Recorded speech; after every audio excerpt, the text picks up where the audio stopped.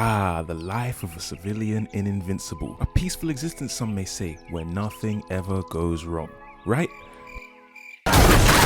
Yeah, that's not true at all. The life of an invincible civilian is marked for death, destruction, and despair, which is why we're gonna rank every major event in Invincible by survival chance. So here are the factors to include for survival. Number 1, the destruction scale. How much of a city is actually getting destroyed? Number 2, the despair factor. The mental effects of an event like this on people. And of course, number 3, the avoidance strategy. Can they escape or are they doomed? So with that said, let's get into it.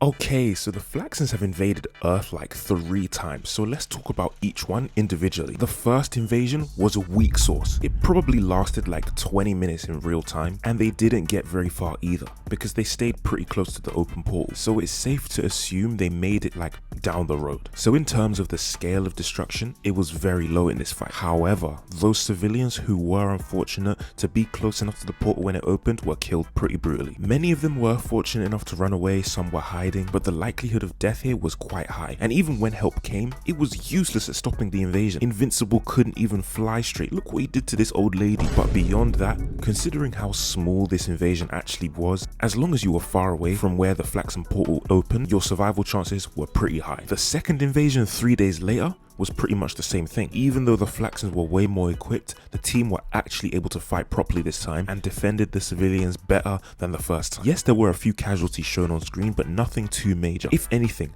I'd say the chance of survival was even higher this time around. But the third invasion, they advanced even more. New tech, more troops, and they straight up were disintegrating civilians. Robot thought the city was gonna be lost and that they'd have to nuke the whole place. But even with all of that going for the Flaxans, Omni-Man came in and clutched and then wiped the whole race. So again, we're pretty much singing the same tune. If you were close to the portals, you were likely gonna die. But if you were far away, you were chilling, because these fools couldn't even make it down the block without getting stopped. It's a good like 9 out of 10 on the survivor scale.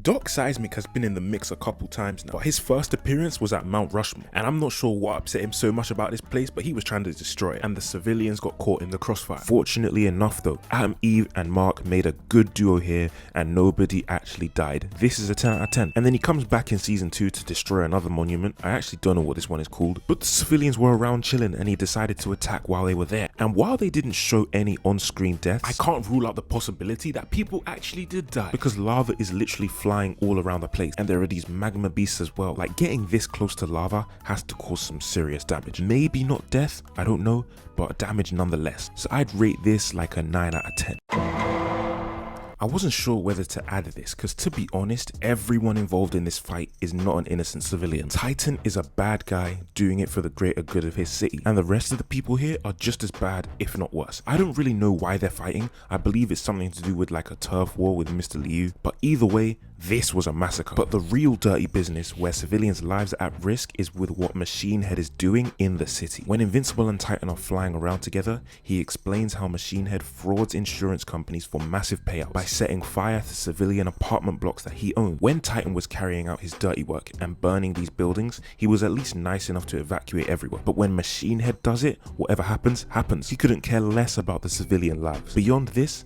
there's a whole drug operation running by Machine Head as well. And I don't know what they're serving here, but it can't be good news. But what's more important about this episode is that it shows the quote-unquote hood life in Invincible. Mark's always busy fighting bigger threats, so we never get to see how he deals with these low-level petty crimes, at least in this much detail. But this is a more real depiction of life for most of these people in crime-ridden areas, and it feels the most comparable to real life because of that. Where crime is, danger is also, and civilians getting caught in the crossfire is just a part of the way things go. So I'd rate this like a 5 or 6 out of 10 on the survivor scale, because the crime involving civilians probably isn't happening as frequently or on a large scale, but at the same time, everyone here is poor. They can't just get up and move away, so the fact that they most likely have to stay in the city keeps it from scoring higher on the survivor scale. The means of escape are just too low, so that's what keeps it around like a 5 or a 6. Then we also have the Reanimen to talk about. Their first appearance was in episode 6 on the college campus. In this fight, nobody actually died and the Reanimen killed himself in the end, so this is of course a 10 out of 10 on the survivor scale. But we can't forget, the Reanimen was a human before it got turned into one, and I wanted to bring this up because if you're unfortunate enough to get abducted by DA Sinclair, then he would have experimented on you and probably tortured you, which would really suck. We only vaguely see how DA Sinclair goes about abducting people, so we don't really know what kind of scale this was happening at, whether it was a lot of people or a few people. But since he's only one guy doing this, it's safe to assume it's probably not too many. But it's still a good time to talk about the psychological despair factor, because as we know, Rick was on the verge of taking himself out the game because of what happened to him. That's how bad the PTSD was. So clearly the mental effects of something like this happening would be very severe. But considering how small scale the experiments really were, the likelihood of being abducted was probably low. And only one of the OG Reanimen did kill themselves. So all things considered, I'd probably say it's around like a 7 out of 10 survival rate, considering how small scale the experiments actually were.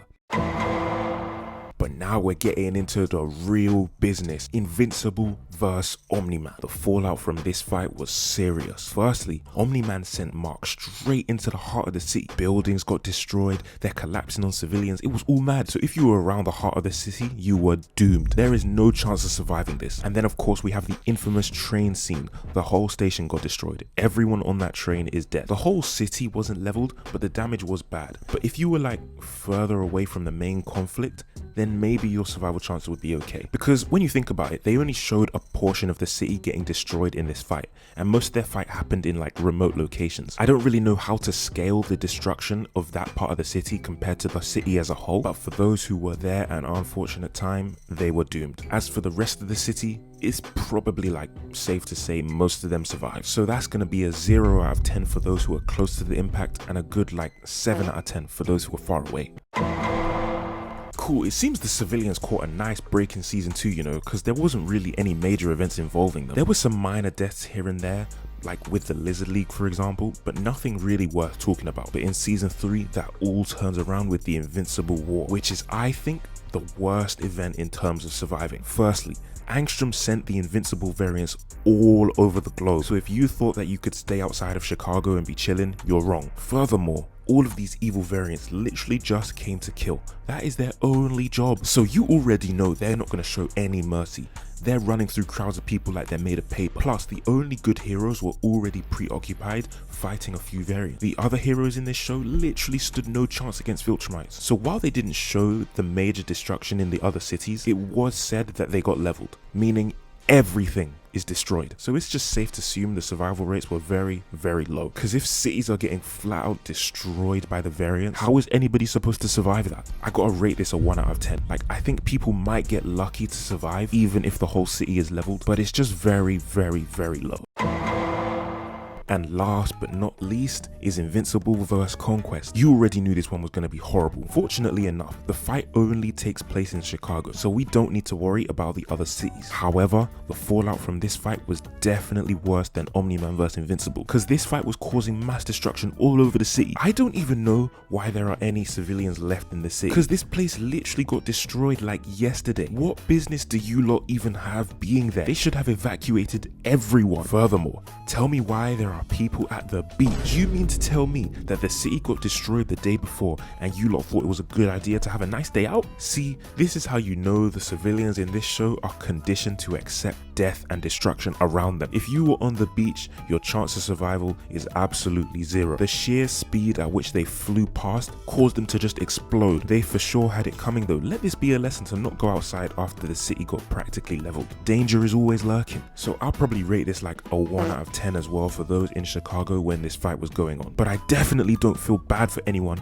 who is stupid enough to go outside to the beach after something like this. You guys had it coming. Overall though, being a civilian in Invincible sucks. Life was fine for most in season 1 since the destruction really only went as far as Chicago. But as soon as we get to season 3, nowhere is truly safe for any civilian. If anything, just move to some remote village, go off the grid and live a quiet life. In fact, maybe Immortal and Kate had the right idea going to live in that log cabin after all. Make sure you guys like and subscribe, and I'll see you guys next time.